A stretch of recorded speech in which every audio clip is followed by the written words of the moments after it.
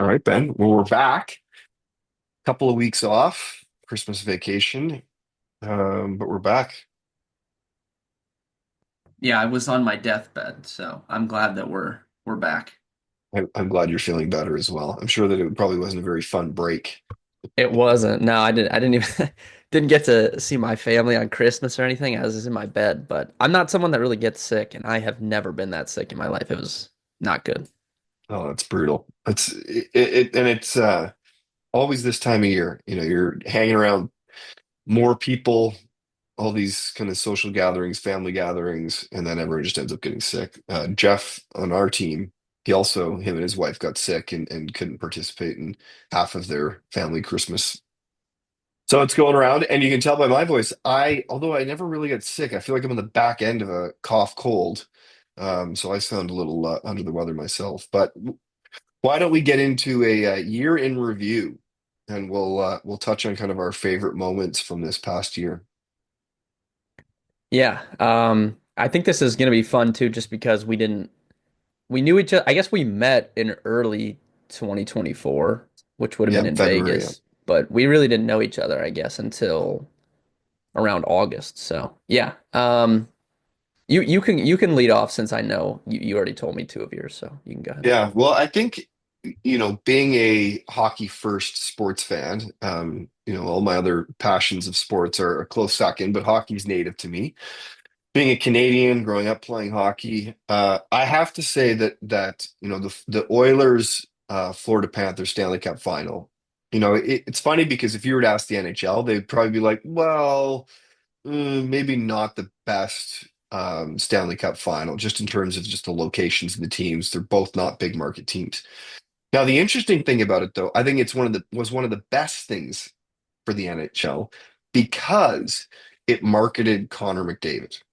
And everyone got to really truly see how great Connor McDavid is as an athlete.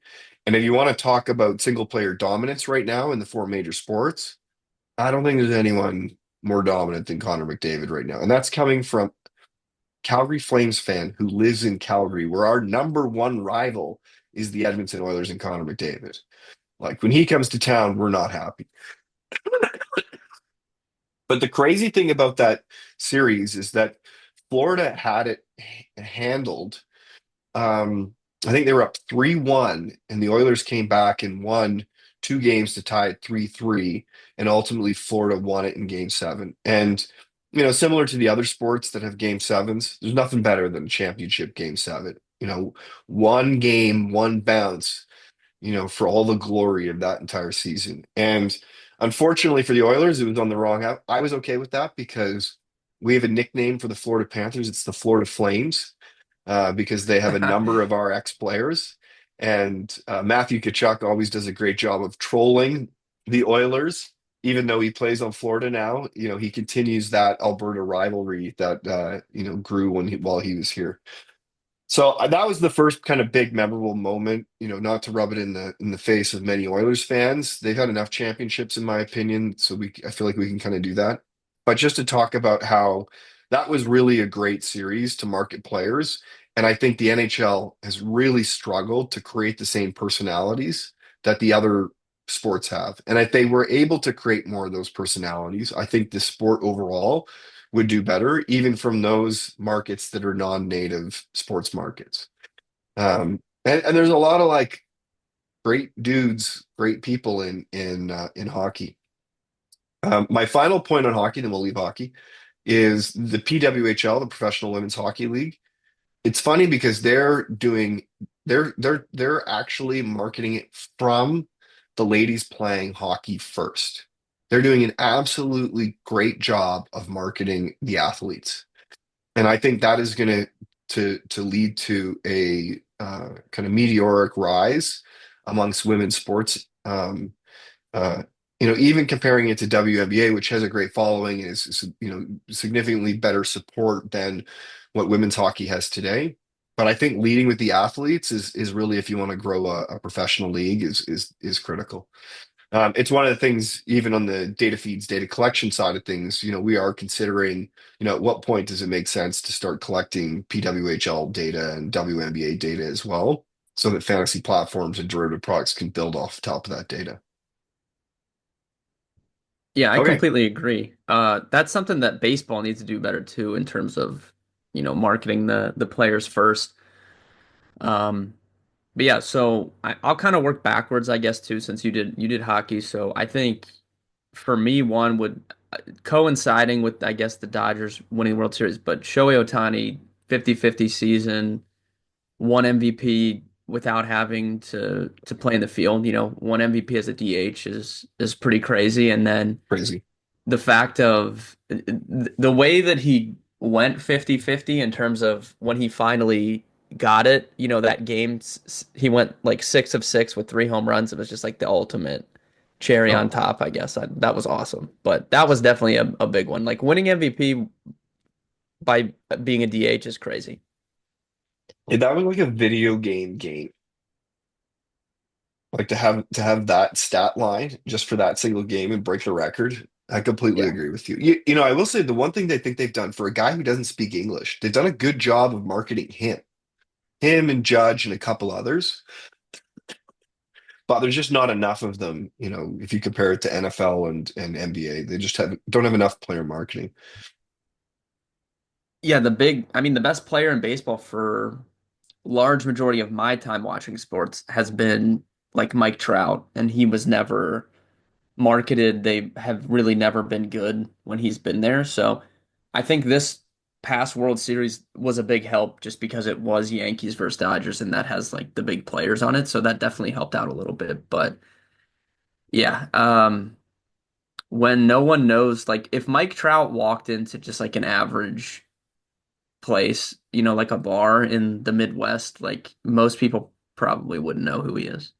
I have no idea. Well, it's funny. I Yeah. was going to tell a quick story. So I went years ago to see the Dodgers at Wrigley. And after the game, we were walking around, and for all those that have been to Wrigley, like the dressing rooms are not hidden away; they're essentially a door right next to the concession stands. So the players have to walk through the main concourse to get out to the bus.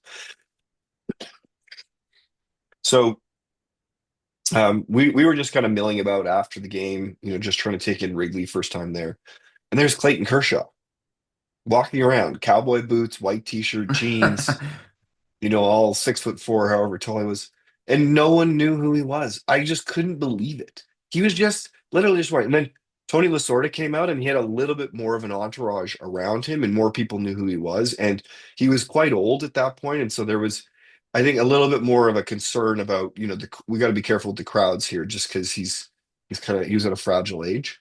But there's Clayton Kershaw. I was like, that's Clayton Kershaw, and he was like, hello, and then just kept walking. No one. I was like, this in any other sport, if this was the NFL, people would be freaking out and trying to get his autograph and saying hi. But they don't even know who at the time was the biggest pitcher in the game. Yeah, it's crazy. It really is. Judge, I guess I don't know how tall Clayton Kershaw is. Aaron Judge, I feel like people would know just because he's so, like, he has like stature. Like people would think he was like a basketball player probably just because he's so big. But Yeah, and he's of the, I think few in baseball that people recognize him. Like they've marketed him. Uh, if you took Stanton, would they feel the same way about him? I don't think they recognize him. They just think that's just a big dude. yeah, I agree with that. But I went to spring training. I went to Little Wrigley in Arizona, and I can't remember who I saw. Basketball player plays for the Suns, played for the Suns. Can't remember his name, but everyone knew who he was. Everyone was going up and saying hi, and they just do such a better job of marketing the superstars in the NBA. And he's at obviously he played for the Suns, but he's at a baseball game. He's not at a basketball game or anything to do with basketball. But Yeah. okay, so continue with the year in review to kind of add on to baseball. I do have to say one of the biggest storylines this past year was, the Yankees' fifth inning and the drop ball. Um, those are, it's funny when I think back when I was a kid, Bill Buckner and like all those little moments. that just stand out in baseball lore. And baseball has those moments better than any other sport. Maybe NFL number two. But it would just seemed like it was one of those years where everyone will remember that play in the outfield to essentially turn the tables. Yeah, I mean that's memorable. Bringing in Nestor Cortez when he hadn't pitched in how long, in game one to face Freddie Freeman, the best part of their lineup, that also memorable. I mean, I'm not saying the Yankees would have won because the Dodgers are clearly the better team, but there's no reason the Yankees didn't win game one. And then Yeah, anything, can happen after that, I guess. yeah, exactly. In the seven, well, and they talk about how in sports there's no momentum, but I don't believe it. Like having played, again, not at a super high level, but having played competitive sports my entire life, if you come into a game and you're feeling it, you've won a few, like it helps. If you're coming into a game and you've lost a few and your back is against the wall and your confidence is a bit rattled, I don't care how professional you are, it affects you. So it would have been a whole different series if they won game one. Yeah, I completely agree. And even like they were in the games even then, it wasn't like they got destroyed every single time. Like that one game definitely could have made a difference. Yeah, exactly. And that kind of reminds me, I didn't have it down, but that Freddie Freeman moment where he runs up and hugs his dad. Like, Hmm. I mean, Yeah. Freddie's dual citizen, so we always consider him a Canadian, and like, what a moment. Yeah, that was awesome. All right, do you have anything on the baseball side? Continuing, I got one more in baseball. I don't have any more baseball, so you can hit that and then we'll continue on, I guess. I'd say another one personally for me, and this is for most Canadians, is the Blue Jays this past year. What a major disappointment. I think that we'll put the category of failed rebuilds. Can we call it failed rebuilds? Because I think the New York Yeah. Rangers fit in that category right now as well. Um, it was just so disappointing. They had all the pieces kind of coming together, and I don't know what, I'm not close enough to baseball. I didn't play baseball to understand what happened inside the Blue Jays organizations to just kind of decay and rot it from the middle. You essentially had the best, up and coming stars. You assembled great pitching, and then you brought in all these guys. You brought in George Springer, you bring in all these guys, and it just stalls out to the point where you can't score 2 runs an inning, 2 runs a game, sorry. And it's a Yeah, huge I feel like disappointment. Toronto was up Go, and sorry. coming for a minute, and then this past year was bad. And I hate to say it, but a lot of it kind of rested on the fact that they thought they were going to get Shohei Ohtani. Like when that didn't happen, then the organization went into a tailspin because they didn't have a plan B.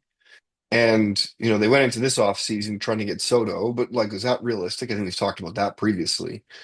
So now where do they go? Because does Vlad sign long term if you don't have any support? I was an advocate of trading Bo Bichette because I don't think he's a very good shortstop, but he's got a good bat. He makes good contact. He would have been a guy 2 years ago they could have sold and brought in an absolute haul, and would have been able to put someone else in shortstop who's better defensively. They didn't do that. Bo had a terrible season. Maybe he'll rebound this year. But now you're kind of left there, and I guess I think we talked about this too. Like Soto, I guess one of the questions that his team asked was like, okay, what does the future look like in 2026? And the Jays can't really answer that question.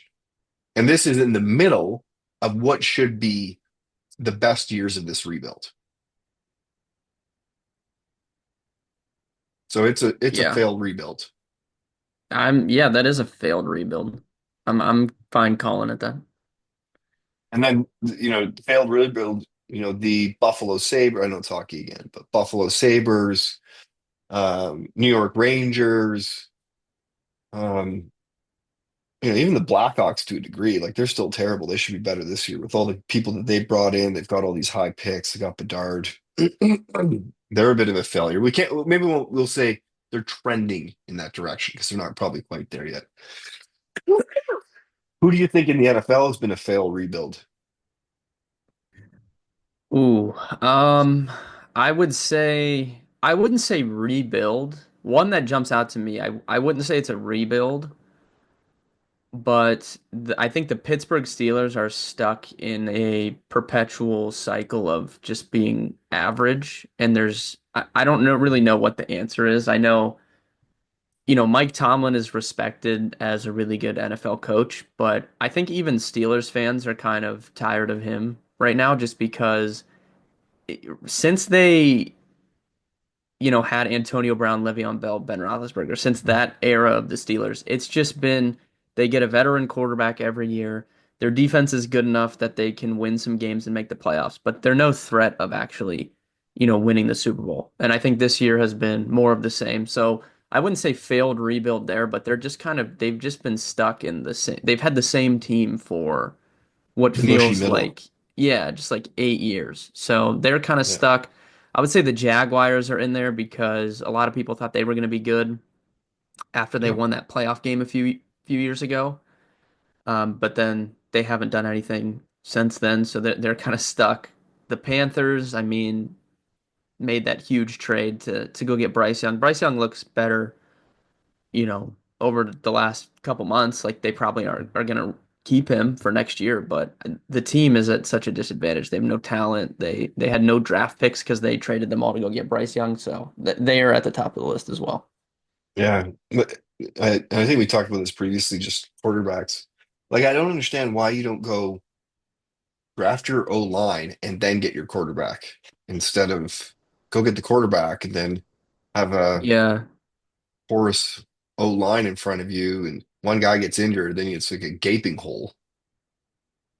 Yeah, offensive line, but both I would say both lines, offensive and defensive are super important to building your team. I think it'll be interesting over the next few years. We kind of saw it this year.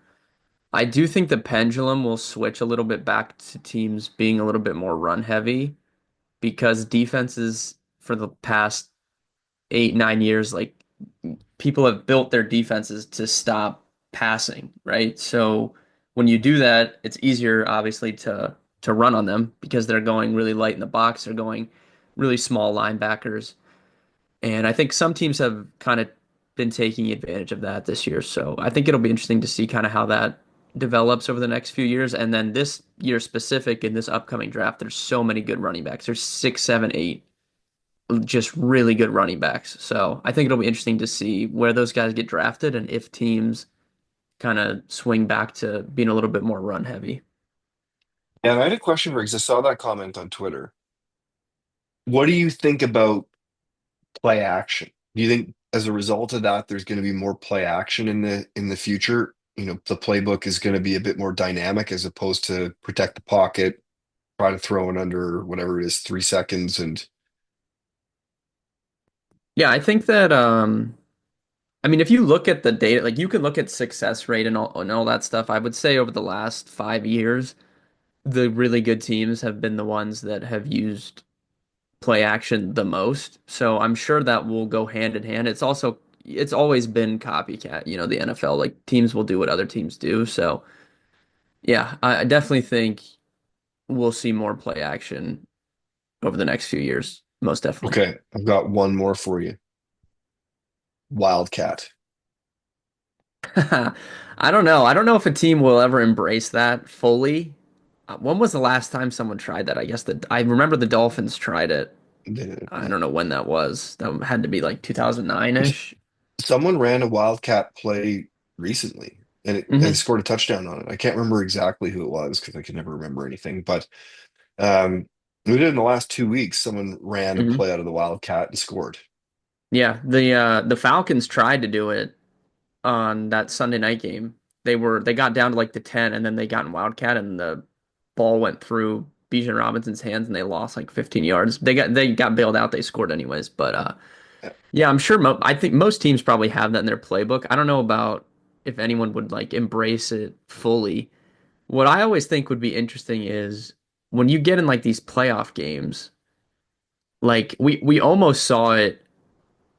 I guess we saw it to an extent when the Eagles played the 49ers a few years ago when Brock Purdy got hurt. It's like you don't have your full team active for a playoff game. You only have two quarterbacks. So theoretically, if they both got hurt, a team would have to like go. Wildcat mostly because they don't have another. It's not like a normal week where you could just go pick someone. You're in one playoff game, so I'm pretty sure Yeah, like that year Brock Purdy got hurt. I think they ran CMC quite a bit. I mean, they got smoked, but yeah, I always yeah, think that's interesting too. yeah. And then the last one, just on kind of the rebuild. What are your thoughts on Chicago? Because I felt like they were trending in the right direction with Justin Fields, and Caleb Williams had his moments this year. But what are they, 3-13? Like that's got to be a major step back in their eyes. Yeah, I think they started 4-2. They have not won a game since then because they haven't won a game since like October 18th or something crazy. But yeah, I mean, if you're at the top of the draft, I guess it's hard not to take a quarterback sometimes. So I understand doing that, but like I kind of I don't like if you're gonna do that and you're gonna make that change. I would have fired their coach and stuff before the season. Like they waited, they're like, let's give him another chance, and then they end up firing him like halfway through the season, and then you've just like lost your entire season. Like if you're gonna re-rack everything, get a new quarterback and kind of transition, I would just. It wasn't like he had done anything to really establish himself as a good NFL coach, anyways. So I would be more willing to just restart everything if we're gonna do that. Um, I mean, I still think they have a good setup. Like, I'm not super concerned with like how he's played. I know he hasn't been very good, but he's a rookie. There's less room for error when you're the number one pick, most certainly. Like, you have expectations, but I don't know. I'll give him another year. I'll see who they hire, and see. But if they're just as bad next year, then yeah, people will start having those conversations. And then I've got one more in NFL now. I think about it. Sam Darnold, because Yeah. I think that, that's a perfect example where, JJ McCarthy gets injured. They bring in this old bag of bones, 27-year-old Sam Darnold. Ugh, God, that guy's old. And, he's absolutely a, superstar this season. Um, probably the breakout player of the year in the NFL. And I heard on the radio this morning that they're considering trading JJ McCarthy now. So I got two questions for you. Thoughts on Sam Darnold. Number two, why trade JJ McCarthy? Like, why not keep him around? Like, I just watched the Aaron Rodgers thing on Netflix. Like, that just seems like the logical recipe. They do that in the NHL all the time with goalies. They tell them you're not going to be a starting goaltender in the NHL until you're 25 or 26. So wait in the shadows, learn, get better, and then you'll get your chance. Yeah, I'm glad that you brought this up. So the Vikings GM came from the Browns organization. So he was kind of like the right-hand man to the Browns GM. And then he went over and, got his chance to be a GM. I think he's done a really good job. I would not, and I don't think they will, because I think the Vikings, I'm kind of used to this because I know how the Browns run their team. The Browns are they're one of the most analytical teams in the NFL. Like they use that more than any other team. So the Vikings kind of followed that path given who they have in charge now. But I don't think there's any way they trade JJ McCarthy. If anything, JJ McCarthy could be an improvement, even though Sam Darnold's played great. Like, still, they drafted him in the top 10, right? And the part of the reason for doing that is you have a quarterback on a cheap contract that you can build around him until you have to pay him. And they did that by, paying Justin Jefferson. They'll have to pay some of their other players eventually as well. But now I don't think you can give Sam Darnold's going to get a big contract, like 100%. Someone will give him money. I don't think the Vikings can necessarily do it when you just took McCarthy. Like I would rather just transition to him when that was the plan anyways. Like they're in such a good spot. Like if to be honest with you, like other than the Chiefs, the Vikings are in the best spot to win like if I was just picking who's going to win a Super Bowl in the next 3 years, like the Vikings would be my first pick after the Chiefs, just because they have a quarterback on a cheap contract. Their defense is set up very well. They have dynamic playmakers on offense.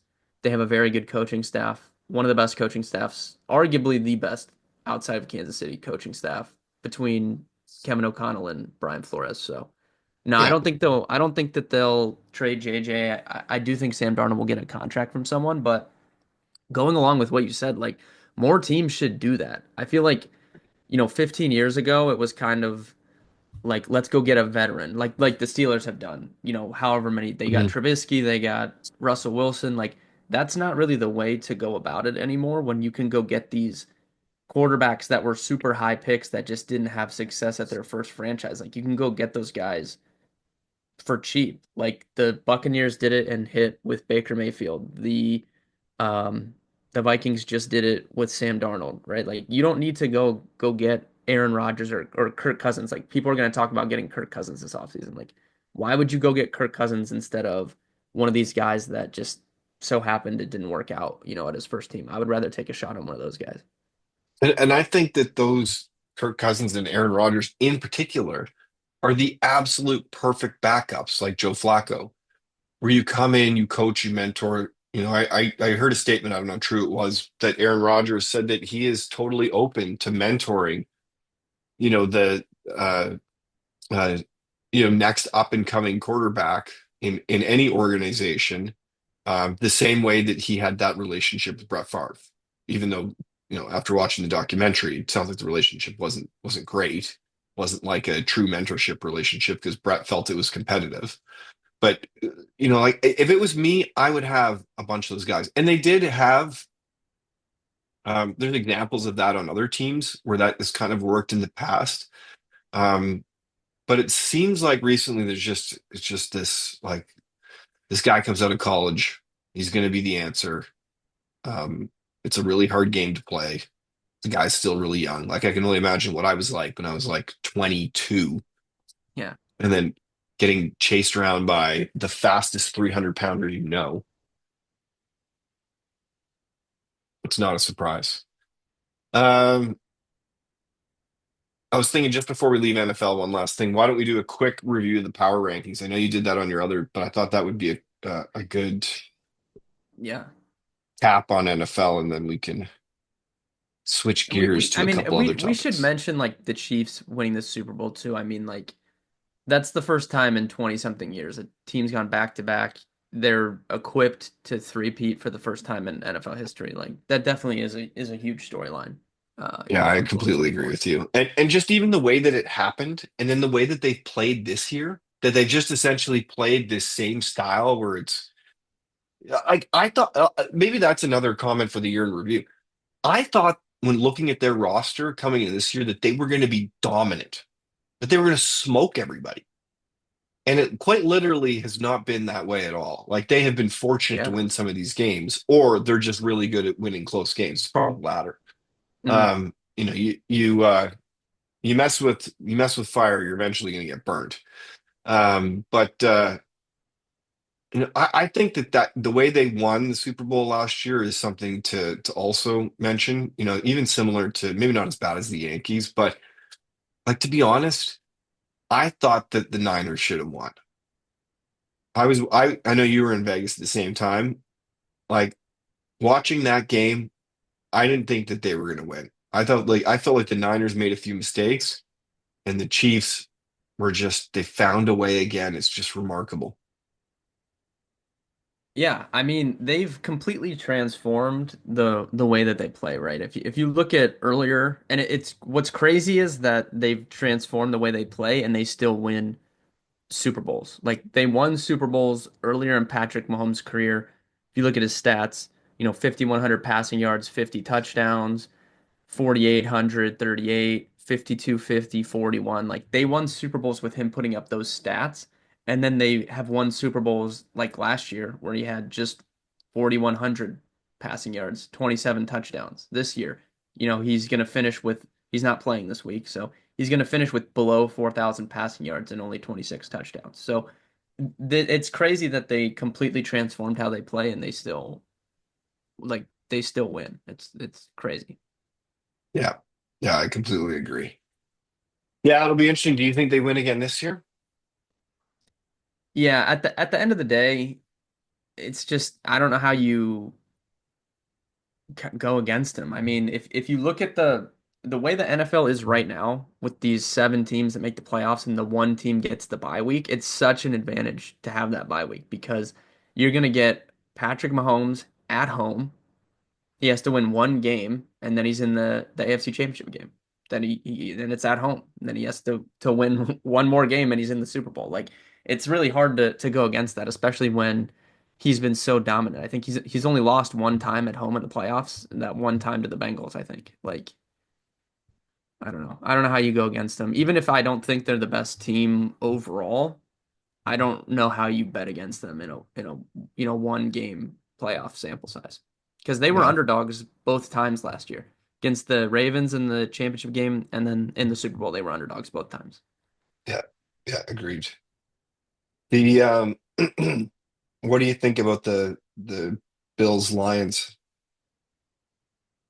Yeah, I do think on paper those are the best teams right now. The Lions I don't think can win with just how banged up they are on defense. They like we obviously like if you read the preview I did for Monday's game when it was Lions Niners or whatever, but like the Bears are completely dead. Like we were just talking about it. They haven't been good. They scored 3 points against the Seahawks in their last game.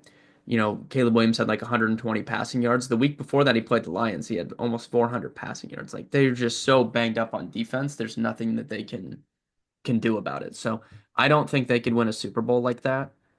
The Bills certainly could. The problem is they just have to go through the Chiefs, which Yeah, is the hard part. yeah, agreed. And it's too bad because I just love the story of the Lions. I love the Lions. I love the way they play.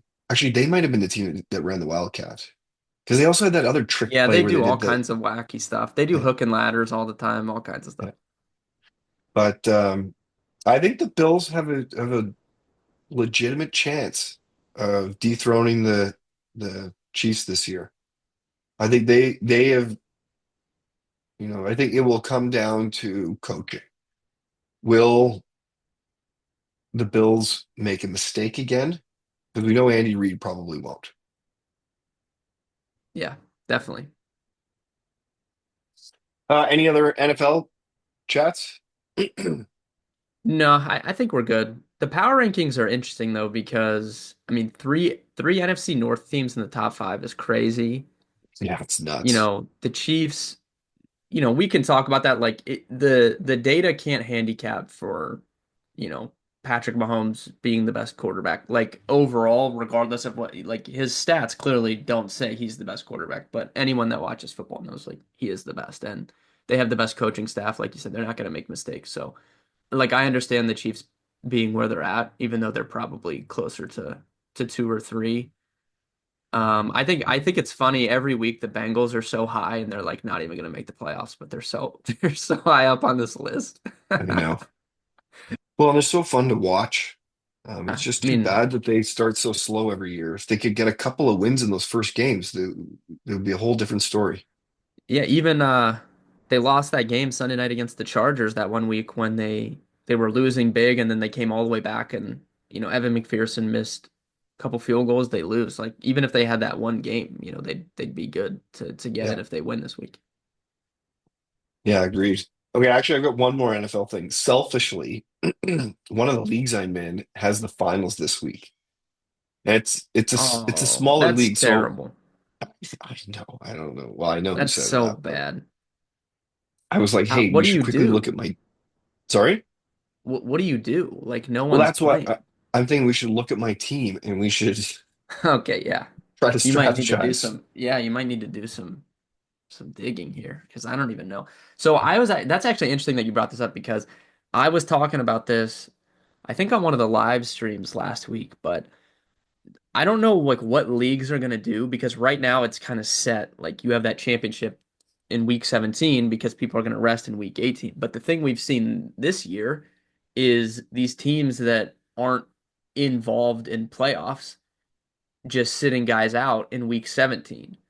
So that makes it really hard moving forward because it's like, okay, so what if I don't have someone that's on, if I have a good player on a bad team, he's just not going to play in my championship game? Like that doesn't work. So then you're like, okay, well, let's move it to week 16. But then that would mean the first round of the playoffs is week 14 when there's a ton of bye weeks. So you would have to combat that. So I kind of had two ideas. One, that you make the championship 2 weeks long, or B, you do the week 14, 15, 16. But if your league has bye weeks for the top two seeds, like maybe that puts a lot of emphasis. Like you need to get one of those bye weeks because if your guys are on bye, it won't hurt you, I guess. I don't know. They do the same thing in hockey. They often do 2 week finals for that exact reason to kind of smooth out some of the end of the year injuries and whatnot. Um, Okay. it still makes it really tough because like even one of the leagues I lost in this year, I had a great team all year in FSGA. Um, I should have won my playoff matchup. If I remember correctly, Jacob from the FSGA, he had Burrows and Chase Brown and Jamari Chase on the one game where they scored all those points. I had a 70-point lead.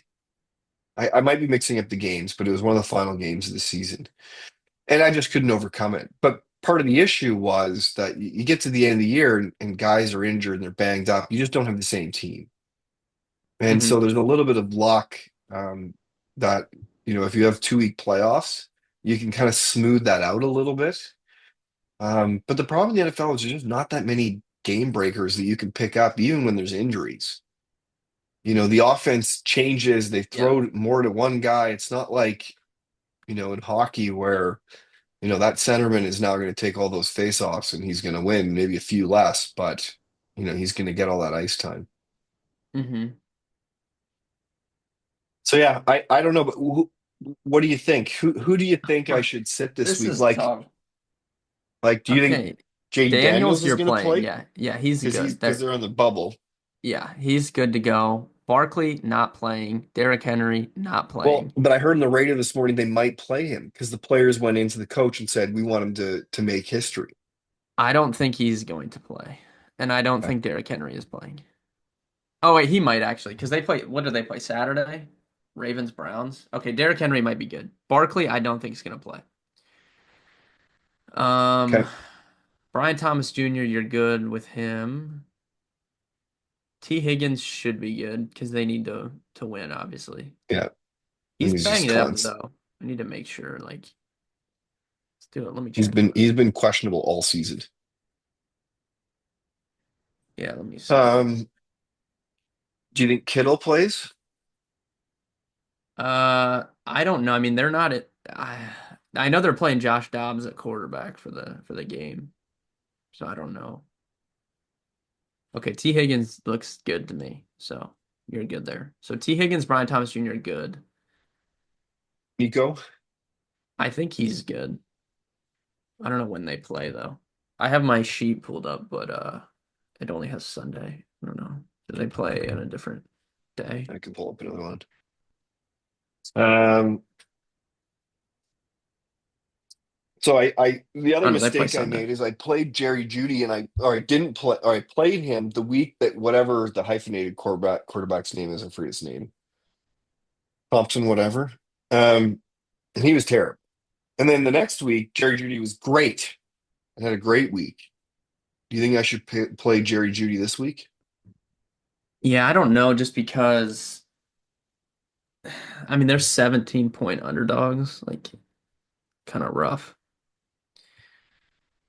I don't know what would the options be even to like pick up though, you know? It's like, You can look at that. It's the beauty of SportWise. yeah. Yeah, let's take a And I'll look. just remove QBs because they always filter the top of the list. All right. So for running back, Dylan That has to Johnson, be like an error.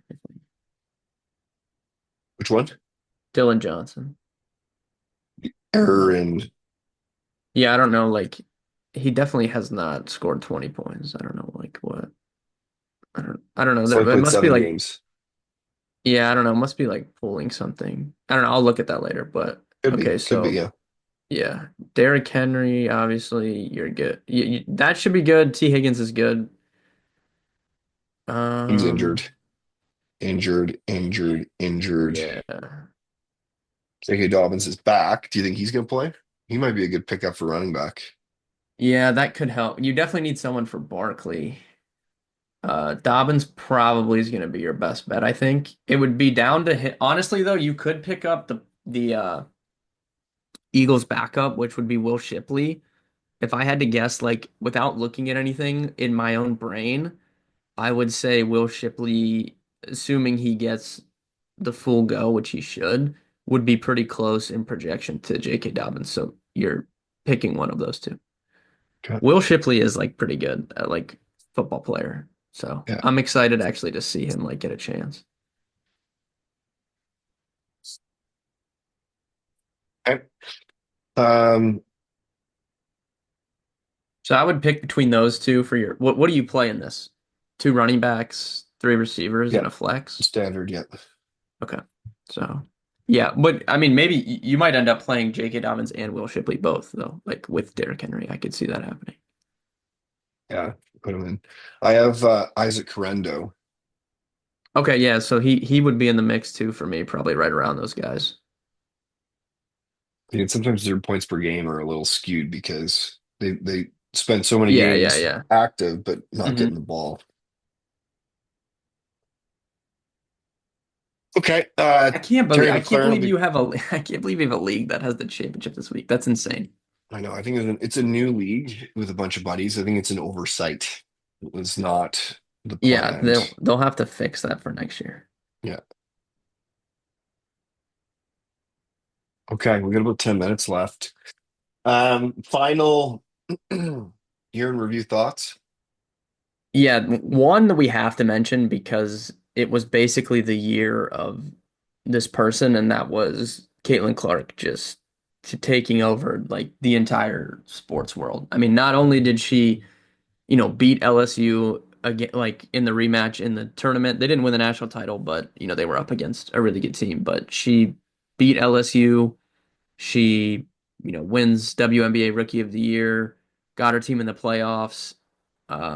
Really, I mean, WNBA is more popular now than it's ever been, and it's like solely because of one person. Like she completely took over the sports world, so we would definitely just have to mention her. Yeah, I completely agree. And I think again, it's back to my point earlier about marketing the player. Like obviously that started in college, but that continued you know when she turned pro. That every night when I turned on the TV, I got to see her play. I got to see the highlights from her game, win or lose, and they just continued that. And I think that's going to be absolutely critical for to humanize some of these sports because it's as much as it is about the sport itself and the performance. Because obviously she's going to be exceptional. She might be the Wayne Gretzky of WNBA, and that's not discrediting or taking anything away from any other player, but Wayne Gretzky put hockey on the map. And they're doing a great job of making sure that they don't forget that. Now, the part that I think is interesting, I'd love to get your opinion, is some of the disrespect that she's felt from some of the other players in the league. Not saying you can play her tough, but the reality is that all of those players are going to benefit from her stardom.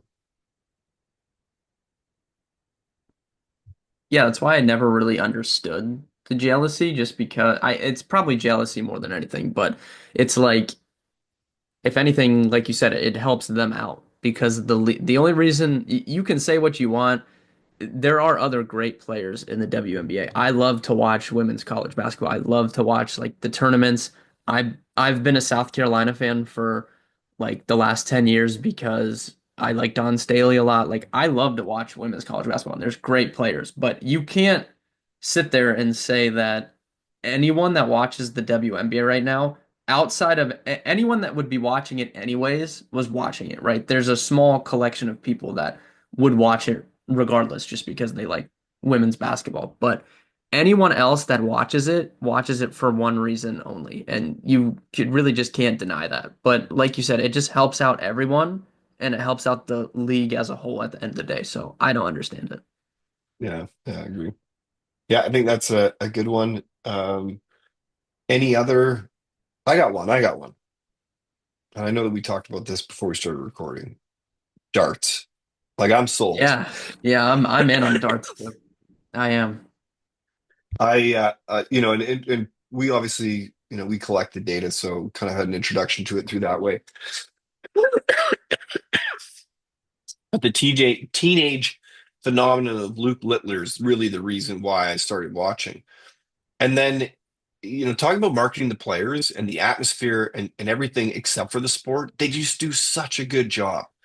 Like it's such a huge party and it's such an awesome uh uh environment. I can't wait to go to one of them and just be in with all those crazy fans chugging beer and singing to uh walkout songs and to think it's kind of a group of middle-aged bald guys who are slinging darts is just remarkable to me. So I really hope that it has a huge um I see that there's going to be huge growth for sports like that. Like Nick Skalski he bought him and a group in Canada bought the Grand Slam of curling. It has a similar type of relationship in curling. Like there's a concept of a bonspiel in Canada where you go to a party and then yeah, there's some curling going on, but really it's about people are in costumes and getting drunk and having a good time and it's like just has a really good party atmosphere around it. I could see that same thing happening in the US and Canada around darts. People just need more exposure to it. And Luke Littler, he might be that guy like Caton Clark, where people, because he's so good and he's so young and he's so marketable, he might be that player that puts that sport on the map. No, I completely agree. I was gonna ask you since I'm just started looking at this like the last few weeks. So what like okay, in soccer, you have the English Premier League, whatever. Like that's like huge league and all Yeah. that stuff. So how does darts work in that? Obviously, I don't. Maybe they are on teams. I would assume they're probably not. It's probably just like solo. But like, how does that work in terms of like the tournaments? Because wasn't like the World Championships going on or something like just It's on right recently? now at the Alley Okay, Pally. Yeah, okay, they're down to the okay. semifinals, and they start in about an hour. Um, darts is interesting as well because there's all these different levels and there's all these different tournaments. So even for us, as we collect the data, it's sometimes a bit difficult. Like at what point, similar to college, actually, similar to college sports, at what point do you stop collecting the data? Because you could just literally collect every single dart match in the entire world. And there's little backroom pub tournaments all the way up to the Ali Pali, which is the national or the world championship right now. So we only collect PDC events. That's the Professional Darts Corporation. They host them, and they've got a couple different. They tour around, and these guys are animals. Like they are flying around the world and they are in tournaments, uh, twice a month, three times a month sometimes. And then they also have league play where they're going and they're participating in televised only events where there's no fans. And so on a Tuesday night, they'll get together and they'll like run through a whole tournament in one evening. So they'll be running like 15 matches at the exact same time. Maybe not exactly. They'll be running in groups of four, for example, but they'll get through 15 matches in like less than an hour. 15 would be a weird number, 16. Um, so it's a very dynamic sport. Um, it's very fast, particularly the live events. They're electric just because of the crowd and the culture around it. I will say from a collection perspective, it's been really difficult because it's so dynamic and it's so fast that it's very difficult for us to kind of collect every throw and be able to serve that up real time. But we've gotten to a good place, and you know, I I don't watch all the events, all the matches, but I definitely follow all the highlights on Instagram. And it's one of those sports where it comes down to it's like if you love golf and you were watching a series of 3 foot putts. Like every shot Hmm. is a 3 foot putt. Just the sheer amount of pressure around making that 3 foot putt. And that's what makes it so good because it's so fast and you get down to that 3 foot putt. within two or three turns. And then it's when guys start making mistakes. That's when you start seeing the bead of sweats on the old bald guy's head. But I highly recommend everyone. Like it is just such a dynamic, fast, entertaining sport with such great crowd coverage. I think everyone should check it out. Yeah, I'll definitely be watching more darts this year for sure. And if you're looking for those listening, if you're looking for a place to we have it on our live score. Dartsnews.com has a live score. We support them with data. But if you're looking on Instagram, just follow PDC. They do a great job of putting out the highlights. Um, you don't always need to watch the hour-long darts match because really, like I said, it comes down to that series of 3-foot putts that are really entertaining. Yeah. We got about 3 minutes left. One final one. I know we watched it together while we were at Fantasy Football Expo. Um, but how about Steph Curry in the Olympics? Yeah, that was insane, dominant. Just unbelievable, honestly. I mean, I don't know really know. It's going to be such a weird thing for the next Olympics to see like what team the USA trots out just because so many of these Yeah, guys, it was like their last run, at the Olympics. So I don't know. I think that'll be interesting, but that was really cool to watch.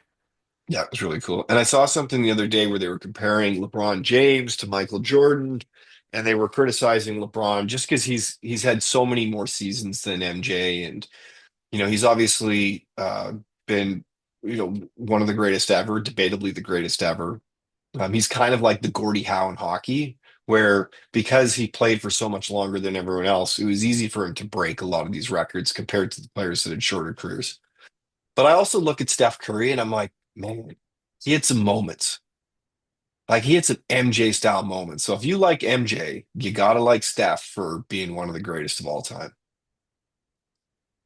Yeah, I've said before, I think he is the best point guard ever. Obviously, I didn't grow up watching, Magic Johnson or whatever, but it's hard to combat what he's done, especially the amount of championships that they won and stuff. I don't know, it's tough to go against it, but at the same time, it is hard to compare different eras of players too. Like I totally agree with that. So, Yeah, yeah, I agree. It was a totally different game back then because back then it was about dunks and layups, and now it's about shooting. hmm Like arguably, I would say as I'm not a huge basketball fan, but I played a lot growing up.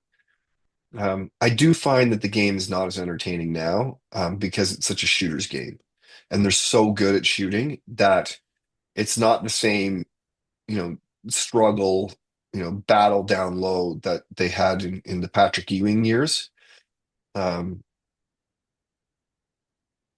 I miss that a bit, but it all goes through cycles. I'm certain that there'll be another cycle that you'll have, big men down low that are unstoppable that will reclassify the game again. yeah. All right, before we end the video though, give me a prediction for 2025. And then assuming we are all healthy and well in 2025, at the this time next year, we can do this video again and we can laugh at whatever our predictions that we made were. My prediction is that I do not think that the Kansas City Chiefs are going to win the Super Bowl. I know this is really near term. Okay. I think it's going to be the Buffalo Bills. Okay. All right. I mean, honestly, that's a good prediction, I would say. Yeah. I don't hate I that think at they're going to all. break the curse Yeah, that is a curse, especially given what they did in the 90s, whatever they went to and three or whatever and couldn't win. 4 in a row. That's And crazy. upstate New York is going to explode. Could you imagine with social media and stuff how it is now if a team went to the Super Bowl four times in a row and couldn't win? Like, could you imagine what would go on social media? Oh, That would never happen nowadays because they'd blow the team up after like two because they'd be like, "Oh, we can't win." Like th there would be some sort of I don't know. yeah, I don't and think that would happen now. salaries and all that. They play like your window's so much shorter. I always forget Jim Kelly. He was the quarterback. I always get his name wrong because it's kind of uh, generic in nature. And then just to hear his whole story with like cancer afterwards and like it Buffalo. It's a I've never been there, but from a sporting perspective, what a town.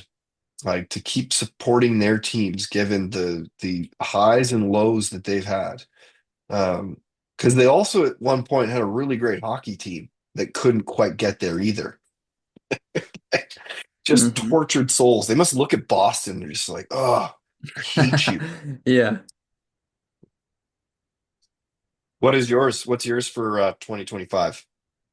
Uh, okay, I'll give you two. One, I'm fairly certain is going to happen, and that is that this Super Bowl will be the most watched Super Bowl of all time. So that was just nice and easy one, just because of how the viewership for NFL is just off the charts every single Yeah, year. It's insane. So easy one. Harder one, I'll go. I went to the U.S. Open last year. I watched Rory McIlroy choke epically down the stretch. I will also be going to the U.S. Open this year because it's only like an hour away from my house.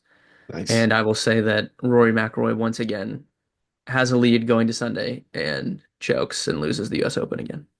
You think he's gonna choke?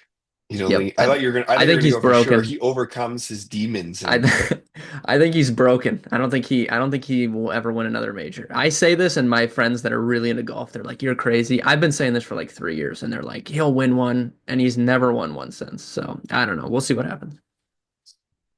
yeah. As a golf fan, I think that he'll probably win another one. Uh, He could have he's been got. so dominant though. He missed his window of like post Tiger before all these guys came up. Like he should have been stacking up He should like have been. two a year. He should have been for sure. Um, he definitely should have been. And I think there's lots of reasons for why that didn't happen. But he's right. He's right there again. And even Hmm. like some of his most recent losses, to be honest, like even the one where Bryson beat him, that he didn't like he missed two difficult putts. Bryson missed also Hmm. two difficult putts. Yeah, That shot out of the bunker from Bryson from 70 yards was was insane. insanity. It gives me The goosebumps as a golfer. the energy at like on the course was like I think people thought for sure Rory was gonna win. Like everyone Yeah, there was like, oh, he will win this for sure. And then like when he missed that one putt, I don't even know what it was, like 15 or 16, whenever that was. It was just like people were like in disbelief. It was like it got quiet. Like as loud as it is at something like that, like it just got like you could hear a yeah. pin drop after he missed that putt. Well, and he's got that reputation, and everyone's waiting for him to choke or win again. Like he's kind of got the Greg Norman vibe. But we can't forget that he got beat by Bryson. Rory didn't No, yeah, choke. Yeah, Bryson went and won that. Yeah. 100% agree. 100% Like agree. that was that there's no way that Bryce if you gave in the dark, if you gave him that shot 20 times, I don't think he hits it that close ever again. Yeah, it I was an mean, incredible 20 times, shot. not ever again. And like even like it's just remarkable. Like I saw something recently where they were chirping each other, and he's like, "Well, you kind of gave it to me." And I was like, he's giving Rory the gears. In my opinion, that's not true at all. Bryson won that. And I feel bad for Rory because it's going to go down as a choke. But those two putts that he missed, they're not easy putts. This is the US Open. Those are Yeah. Bryson missed two as well. Yep. No, I agree with that. So we'll see. I think that would be absolute torture for Rory if If that that happened happened again, again, yeah, given I'm not wishing it everything. on him. I'm not wishing it Yeah. on him. Actually, I've got one more prediction. I think that I think the PGA golf is broken. Um, and I'm actually a huge fan of the format of live golf. Um, I think that they reunite, and I believe that the format going forward is going to have a combination of team events on a regular basis, and you're going to start seeing them form into teams and follow a little bit of the live golf format. And I think that's going to I happen agree this with year. that as Like they're well. all circling around it, trying to figure out the details. If you would have asked me last year, 2023, I would have been shocked had that didn't happen already. Like, Yeah, so I agree that if it doesn't happen this year, it should happen, I think. Like, yeah. I'm with you that it should happen. And like my love of darts, it's the same reason why I love live golf. And like I love the PGA. I've been to many events. But that, and I've been to a live golf event in person, but just the atmosphere, it's modern. It's the Yeah. same great sport, but it's got all of the dead, boring Hmm. stuff is filled with new dynamics, new entertainment, team atmosphere, personality. Um, Yeah. I can't wait till they sort out the details and we get to see all the players again, the best players in the world competing, team events on a regular basis, with more personality. Uh, I'm pretty excited. Yeah, that was the first PGA event I'd been to like in person. Oh, really? Yeah. Great. You went to a good one. Yeah, that was cool. So I'm excited for this year's too. We'll see what happens. I've been to the Waste Management a few times. You'll have to put that Okay, one on yeah. your Yeah, list. that would Uh, be fun. but I did hear because I was in Arizona just after it happened last year, um, because we were in Vegas during. I heard that this last year was not the best. Yeah, there That was a it bunch was of like drama with that. Like, yeah, the Zach Johnson was going at the P like he was saying they were even too rowdy and all that stuff. they had to stop. When I went to Little Wrigley, one of the ladies who was selling at the concession stand told me that they had to stop selling beer, which they've never done that. It's an unlimited ticket event. They had to stop allowing people from going in. So people had tickets and they were denied entry. Um, and it rained. So it was just a mess. Um, so I think it'll be different in the future, but that's another really, really great event because they've been able to capture the stadium of sports, the spectacle of sports around the game itself. Hmm. Yeah. And I know some of the players don't like it. Too bad. Yeah, the Learn to love it. fans like it. Zach Johnson, you need to figure it out. Yeah, don't get me started on that guy. Oh man. Alrighty, I gotta run. Uh, Thank you again, Ben. Great year in review. And for those watching at home, we will be back next week around the same time. Thanks, everybody.